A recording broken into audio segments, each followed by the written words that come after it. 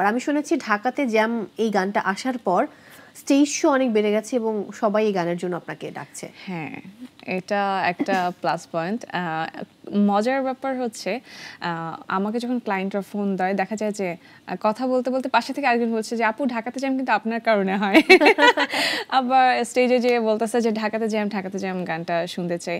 So এরকম প্রচুর হয় এবং আরেকটা ব্যাপার আমি খুব এনজয় করব কিনা বিব্রতি হয় এটা বুঝতে পারছি না। যেমন হচ্ছে আমি যখন আমার পেজে বা টিকটকে বা ইনস্টাতে কোনো একটা জায়গায় যদি আমার গানটা আপলোড করি, হয় না একটু বেশি যদি আপলোড করি তখন দেখা যায় যে এত কেন গান, হ্যাঁ গানটা এই গানটা ছাড়া কি আর কোনো গান নেই।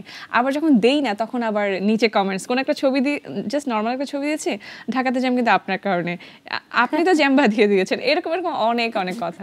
সো মজাই লাগে। এবার স্ক্রিনে একটা ছবি দেখানো হবে, দেখে বলতে হবে যে সে কোন ক্রিকেটার। সৌম্য সরকার মেবি, আমি একটু দেখি, জানি না আসলে বলতে পারবো না। হ্যাঁ সৌম্য সরকার, তোমার জন্য অনেক শুভকামনা। প্লিজ একটু ফর্মে আসো, ভালো খেলো। আমাদের টপ অর্ডার খুব সাফার করছে ওই জায়গাতে, আমাদের ল্যাকিংস, কারণ আমাদের বোলাররা এবার খুব ভালো খেলছে। আমরা প্রে করি যেন ভাইয়ারা ভালো খেলে। একদম। আপনার বিজনেসে কি খবর, যেখান থেকে আমি একটা গিফট পেয়েছি? বিজনেস হ্যাঁ আলহামদুলিল্লাহ ভালো, বাট আমি একটু মানে হয় না সিজনাল বিজনেসম্যান, ওইটার জন্য আর কি আপাতত গ্যাপ আছে। ওটা তো অর্নামেন্টস, বাট কখনো মনে হয় না যে অর্নামেন্টস প্লাস ড্রেসও ছিল, তো আমি যখন ড্রেস এনেছিলাম আসলে সবই সেল হয়ে গিয়েছিল।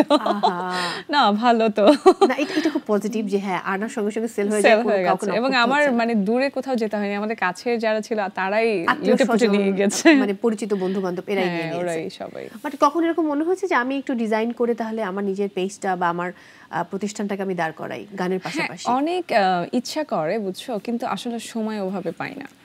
যদি কখনো হয় সুযোগ, আমার মনে হয় যে যারা স্টেজ পারফরমেন্স করে তাদের জন্য হয়তো বা ড্রেস বানাবো কিনা, তখন আমাদের জন্য খুব সহজ হবে।